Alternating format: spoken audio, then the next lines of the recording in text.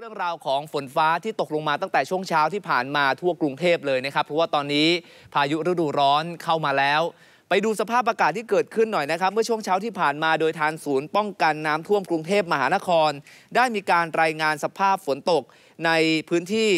ทั้งกรุงเทพแล้วก็ปริมณฑลนะครับตั้งแต่เวลาตี 4ที่ผ่านมาก็มีฝนเล็กน้อยถึงปานกลางที่เขตจอมทองภาษีเจริญบางแค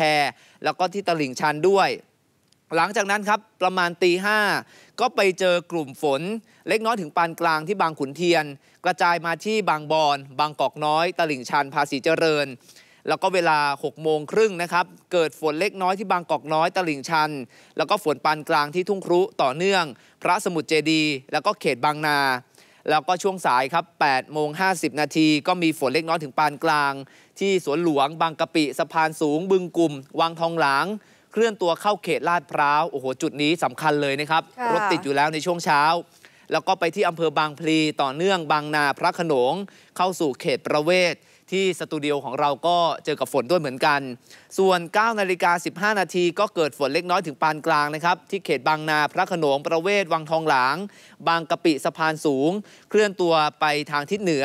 แล้วก็ปริมาณฝนสูงสุดอยู่ที่เขตบางนาที่27มิลลิ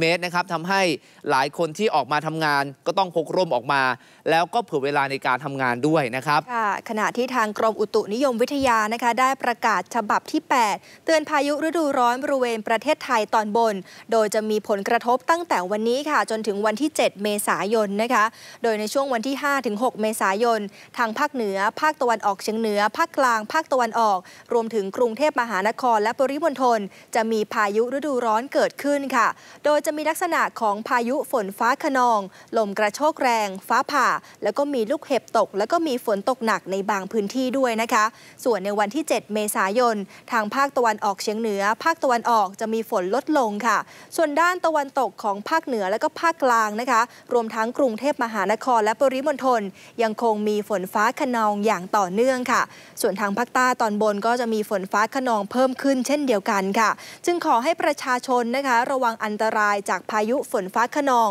ลมกระโชกแรงฟ้าผ่าแล้วก็ลูกเห็บที่จะเกิดขึ้นได้ค่ะโดยให้หลีกเลี่ยงการอยู่ในที่โล่งแจ้งใต้ต้นไม้ใหญ่แล้วก็ป้ายโฆษณาที่ไม่แข็งแรงนะคะรวมถึงให้ระมัดระวังอันตรายจากฝนตกหนักแล้วก็ฝนตกหนักสะสมที่อาจจะทำให้เกิดน้ำท่วมขังแล้วก็น้ำป่าไหลหลากและสำหรับเกษตรกรนะคะควรเตรียมการป้องกันแล้วก็ระวังความเสียหายที่อาจจะเกิดขึ้นต่อผลผลิตทางการเกษตรไว้ด้วยค่ะ